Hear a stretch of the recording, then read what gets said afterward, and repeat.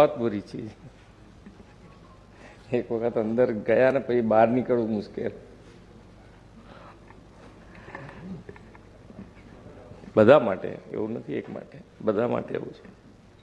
એક વખત મોબાઈલમાં શરૂ થઈ જાય છે ને પછી નીકળવું મુશ્કેલ વાળું છે। એટલે આપણને એમ થાય કે આપણા દીકરા દીકરીઓને કેવી રીતે આમાંથી બહાર કાઢવા, આપણે નથી નીકળી શકતા। જો શરૂ થયા હોય તો આપણે બહાર નીકળવું મુશ્કેલ। એટલે આના માટેનો આપણે બધાએ ભેગા થઈને કંઈક વિચાર કરવો પડે કે આમાંથી કેવી રીતે આપણે છૂટીએ અને આપણા ભવિષ્યને બી આમાંથી છોડાઈએ। એટલે લિમિટ કોઈ બી રીતે કઈ રીતે નક્કી કરી શકાય એના માટેનો વિચાર કરવો હવે સમય આવી ગયો છે કે આનો સમય। 16મી સી વસ્તી અંદાજની સંખ્યા પ્રસારિત કરવાના આજના કાર્યક્રમમાં આપણી સૌની સાથે મંચ ઉપર ઉપસ્થિત મારા સાથી મંત્રી શ્રી મુળુભાઈ બેરા, મંત્રી શ્રી મુકેશભાઈ પટેલ, રાજ્યના મુખ્ય સચિવ શ્રી પંકજ જોશીજી, અધિક મુખ્ય સચિવ શ્રી એમ કે દાસ, વન અને પર્યાવરણ વિભાગના અગ્ર સચિવ શ્રી સંજીવ કુમાર, અગ્ર મુખ્ય વન રક્ષક અને head of the forest force doctor AP Singh, Jaspal Singh, Shri R K શુગર તથા આમંત્રિત સર્વ મહાનુભાવો, પ્રેસ મીડિયાના મિત્રો, સૌને મારા નમસ્કાર। આપણે સૌ જાણીએ છીએ એમ ઓપરેશન સિંદૂરની જ્વલંત સફળતા માટે યશસ્વી વડાપ્રધાન શ્રી નરેન્દ્રભાઈ મોદી સાહેબ અને ભારતીય સેનાના દરેક જવાનોને ખૂબ ખૂબ અભિનંદન પાઠવું છું। એશિયાભરમાં ભારતની શાન એવા સિંહ એટલે કે શેરની વસ્તી અંદાજના આંકડાનો આજે જાહેર કરવાનો પ્રસંગ છે। આદરણીય મોદી સાહેબે એશિયાટિક લાયન પ્રત્યે આગવો લગાવ, તેમણે આત્મનિર્ભર ભારત માટેની ઇન્ડિજિનિયસ મેન્યુફેક્ચરિંગ ઇકોસિસ્ટમ વિકસાવતા મેક ઇન ઇન્ડિયાનો લોગો પણ આ એશિયાટિક લાયનનો જ રાખ્યો છે।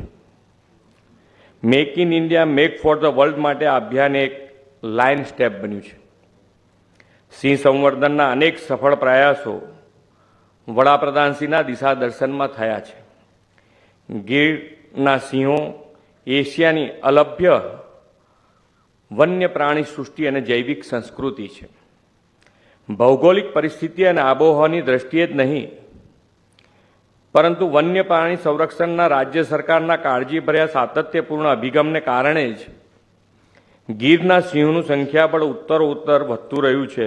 એ તાજેતરની સિંહ વસ્તી ગણતરીથી પરથી ફલિત થાય છે। પાછલા વર્ષના આંકડાઓ જોઈએ તો 1995માં કરવામાં આવેલી સિંહની વસ્તી ગણતરીમાં 304 જેટલા સિંહ, વર્ષ 2001માં 327, 5માં 359, 10માં 411, 15માં 523, 20માં 674 અને આજે જે આપણે સંખ્યા જાહેર કરી છે એ અંદાજિત 691, એટલે 891 એટલે ખૂબ સારી રીતે જે પ્રમાણે સિંહો વધ્યા છે, સિંહોની સંખ્યા વધતી જાય છે એ પ્રમાણે ખૂબ સારી રીતે આપણી ટીમ આની માવજત કરી રહી છે। ગુજરાતમાં સિંહની વસ્તી ગણતરી તો દાયકાઓથી થતી આવી છે। ઇતિહાસમાં એવું પણ જાણવા મળે છે કે પહેલાં સિંહના પગલાંની છાપ પરથી તેમની ગણતરી થતી। ગુજરાતની અલગ રાજ્ય તરીકેની સ્થાપના પછી વન્ય વિભાગે પહેલીવાર 1963માં સિંહની વસ્તી ગણતરી હાથ ધરી હતી। એમાં સિંહના પગલાંની છાપ અને કલર માર્કિંગનો ઉપયોગ કરવામાં આવ્યો। શ્રી નરેન્દ્રભાઈ મોદી તત્કાલીન મુખ્યમંત્રી તરીકેના કાર્યકાળમાં આ પરંપરાગત પદ્ધતિ બદલીને total count by direct sighting at block સિસ્ટમથી સિંહની ગણતરી શરૂ કરાવી હતી। 2005માં આ પદ્ધતિથી સિંહ ગણના થઈ હતી।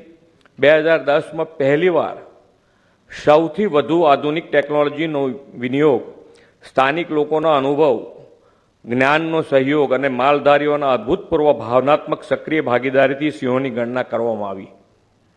શ્રી નરેન્દ્રભાઈ ટેકનોલોજીના મહત્તમ ઉપયોગથી જે પ્રેરણા આપી છે તે મુજબ પરિવર્તન આપણે સિંહના આવી વસ્તી ગણતરીમાં લાવ્યા છે.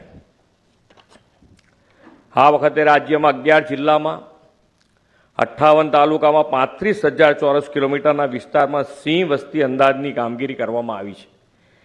ડેટા રેકોર્ડિંગ માટે ટાઈમિંગ, જીપીએસ લોકેશન, ચિહ્નો, ફોટા, મુવમેન્ટની દિશા સહિતનું નિરીક્ષણ કરવામાં આવ્યું. જીઆઈએસ અને સ્ટેટિસ્ટિકલ સોફ્ટવેરની મદદથી ડેટાનું એકત્રીકરણ, સંકલન, નિષ્કરણ, આલેખન કરવામાં આવ્યું.